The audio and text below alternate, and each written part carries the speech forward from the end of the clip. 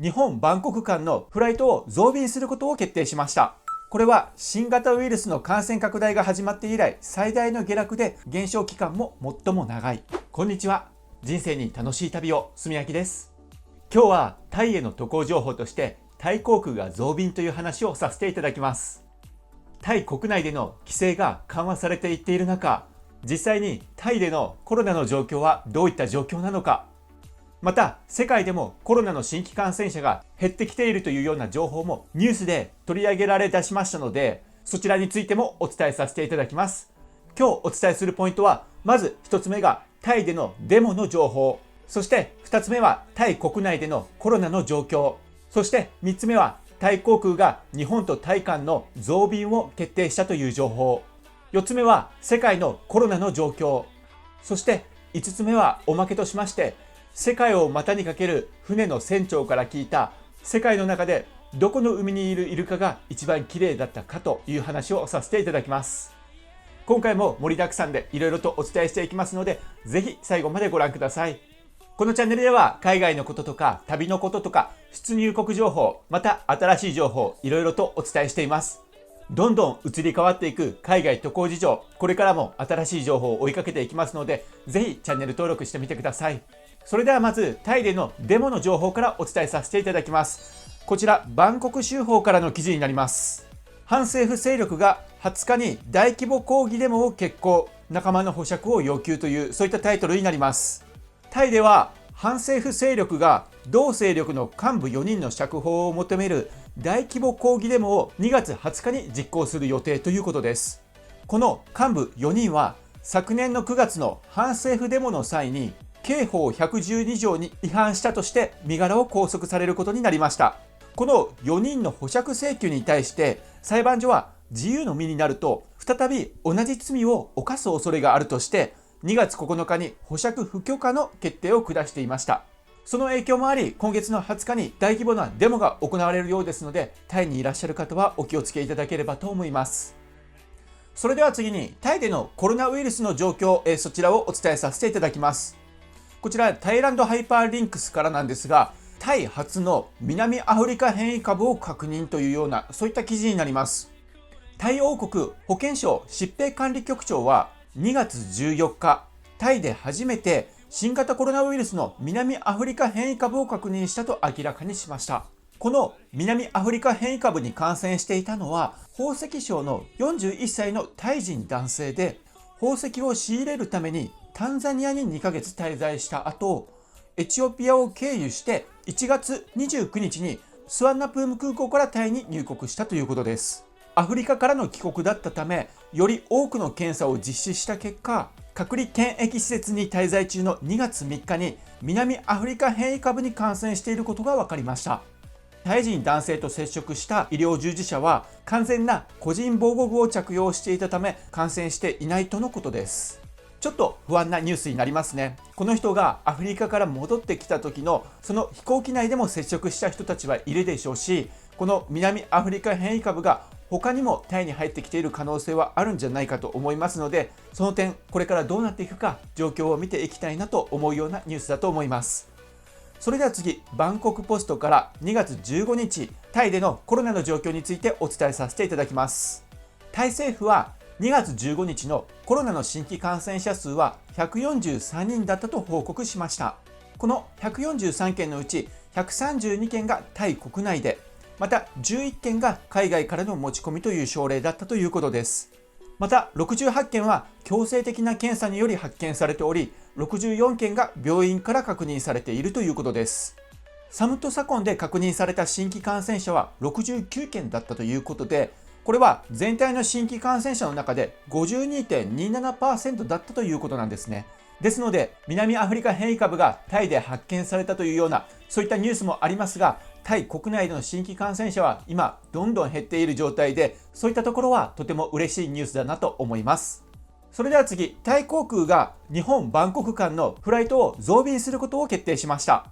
タイ国際航空が2021年の3月28日から6月30日までの夏季スケジュールの運航計画を発表しました。日本とバンコクを結ぶ路線は増便となります。そして3月28日からのタイ航空の運航スケジュールがこちらになります。まず日本からタイに行く便なんですが、成田発が週3便になります。そして羽田発が週1便、関西発は週2便になります。あとバンコクから日本へ飛ぶ便なんですが、こちらも同じく成田行きが週3便、羽田行きが週1便、関西行きが週2便ということになります。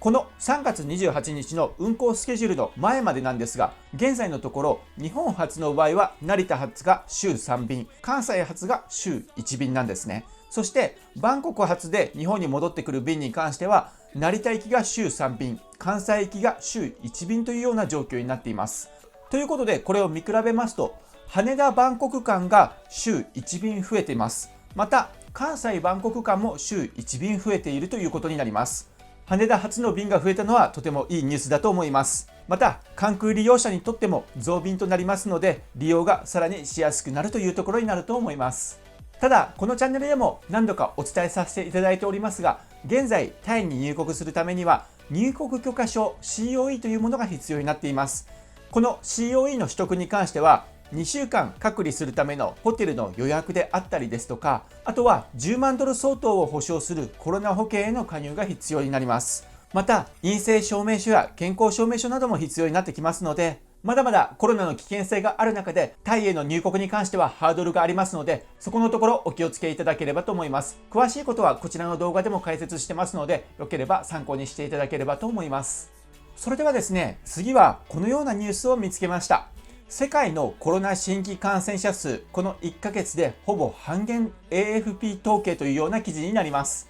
このことに関しましては、以前こちらの動画でこのチャンネルでもお伝えさせていただいてたんですが、その時にはまだ報道はなかったんですが、だんだんとこのことが報道されるようになってきました。こちら読まさせていただきます。新型コロナウイルスの世界中の新規感染者数は、この1ヶ月で半分近くに減少した。統計は AFP の専用データベースに基づく。AFP の統計によれば、世界中の新規感染者数は過去1ヶ月で 44.5% 減少した。これは新型ウイルスの感染拡大が始まって以来最大の下落で、減少期間も最も長い。1週間という単位で見てみると、今年の1月5日から11日にかけては、1日あたりに確認された新規感染者数が74万3000人だったのに対し、先週も減少傾向が見られ、1日あたりの新規感染者数は平均で41万2700人だったということです。ということで、今世界では新規感染者数が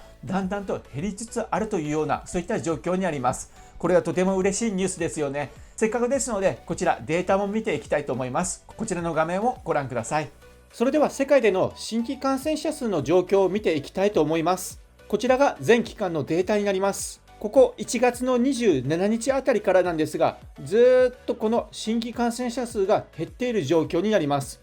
このグラフを見ていただいても分かるように、このような波形を取ることは今まで一度もありませんでした。これまでに減った時は、ここで少し減ったりとか、あとはここで少し減ったりとか、ここで少し減ったりとか、そういったこともあったんですが、ここまで一気に、そして長い期間で減っているのは今回が初めてになります。もう少し短いスパンで見てみたいと思います。こちらが8月ぐらいから今までの新規感染者数の推移になります。8月ぐらいは落ち着いてたんですが、だんだんと上がってきたような状況になります。ずーっと上がってきて、そして新規感染者数も増えてきていたんですが、そして少し減ったりしてたんですが、やはりまた増えてということで、ここのあたりが結構増えてたところなんじゃないかと思うんですが、こちらで言うと新規感染者数が66万人なんですね。そして最近での新規感染者数はというと41万人とか41万8000人とか、1日あたりの新規感染者数がここまで減っているというような、しかも継続して少しずつ減ってきているというような、そういったところが見られると思います。もちろんロックダウンとかそういったこともあると思うんですが、ロックダウンに関しては世界でもいろんなところでこれまでもされてきましたので、やはりワクチンの効果が出始めているのではないかということが想像できると思います。それでは最後に、世界を股にかける船の船長から聞いたイルカの話をさせていただきます。これは私がイエメンからソマリアに渡る貨物船に乗った時の話です。その貨物船はとても大きな船で、たくさんの船員が乗ってました。そして船長室もあって料理長などもいるような、そういった大きな貨物船でした。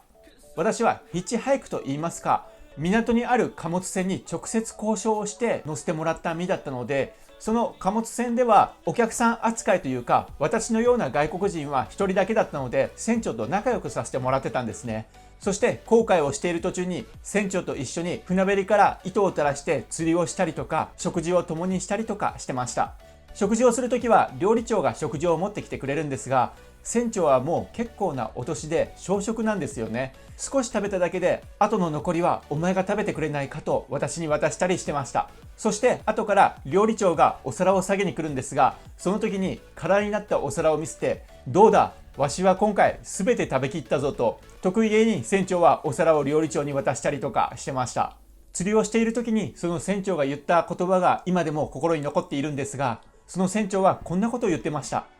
人生とは有り余る時間をどう暇つぶししていくのか、それを考えるのが大切なことだな。その点、釣りというのはいい趣味である。私の息子も会社に就職して忙しく働いていたが、この前わしと同じように船乗りになることを決めたようじゃ。そんな話をしてました。船から釣り糸を垂らして、そんな船長の話を聞きながら、この船長の人生には悠久の時のようなものが流れているのかな、そんなことを感じてました。そんな時にふと船長に聞いてみました。船長は世界中の海を航海してきたじゃないですか。その世界中の海で見てきたイルカの中で、どこで見たイルカが一番美しかったですか？その話をした時、船長はこう答えました。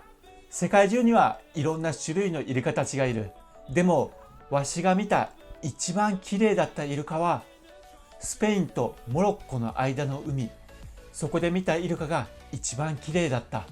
あのイルカたちはグリーンドルフィンだった。とても綺麗だった。そんなことを言ってました。イルカというのは青であったり黒であったり灰色であったり、あとはピンクドルフィンとかも聞いたことがありますが、本当にグリーンドルフィン、緑色のイルカがいるかどうかというのは私はわからないんですが、いつか機会があったらそのスペインとモロッコの間の海、そこに行ってイルカを見てみたいなと思います。今回はタイでのコロナの状況、またタイ航空が増便を発表した、そういった話をさせていただきました。世界でのコロナの新規感染者数もだんだんと少なくなってきているようですし、少しずつ海外に行けるようになってくれば、海外にはまだまだ知らないこと、見たことのないことたくさんあると思うので、そういったところを見に行きたいなと思います。このチャンネルでも海外に行く人たちを応援して、そして海外と日本が少しでもつながっていく、そういったことの応援をしていきたいと思います。いつも動画を見ていただいてありがとうございます。そしていいねやコメントもありがとうございます。これからも YouTube 頑張って投稿していきますので、よければぜひチャンネル登録してみてください。動画ご視聴ありがとうございました。